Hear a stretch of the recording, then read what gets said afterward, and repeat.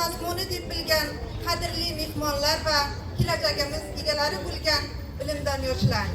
6 Respublika kitobxonlik haftaligi yangicha mazmun va yuqori saviyada tashkil etilmoqda.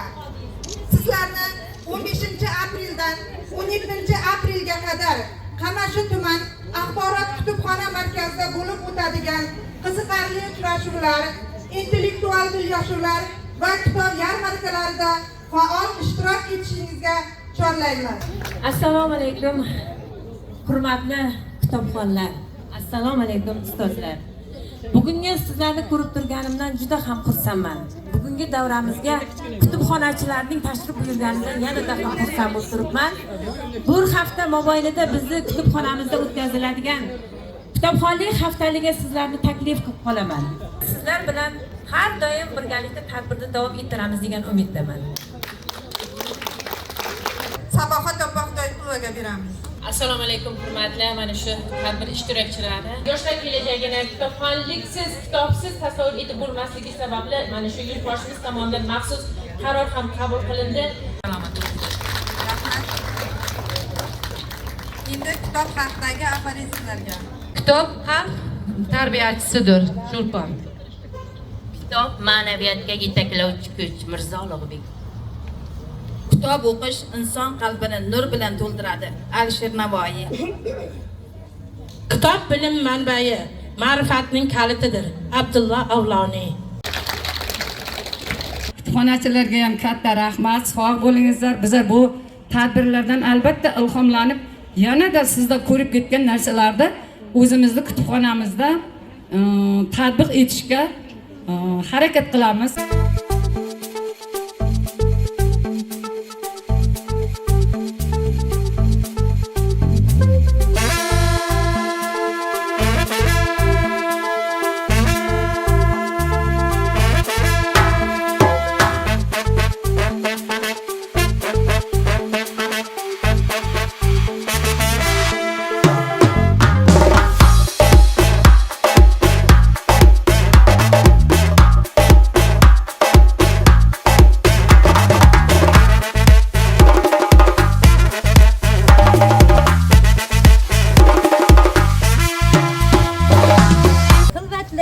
labingdan voz qotib ham bo'ldi va bu haqda kimlarga gap otib ham bo'ldi. Sen baribir muqaddassan, muqaddas ayol.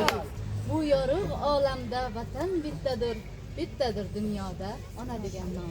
Men nechun sevaman O'zbekistonni, tuprog'in ko'zimga aylab to'tiya, nechun vatan deya yer osmonni muqaddas atayman Alloh. Tebratgan bedor sensan bebahonim, nodira izor payti keldi aytmoqqa gapning xonasi. Ey o'zbek onasi, o'zbek onasi.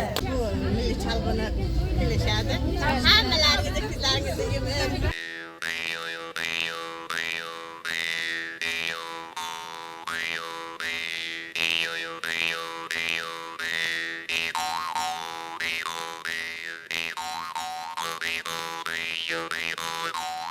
Yo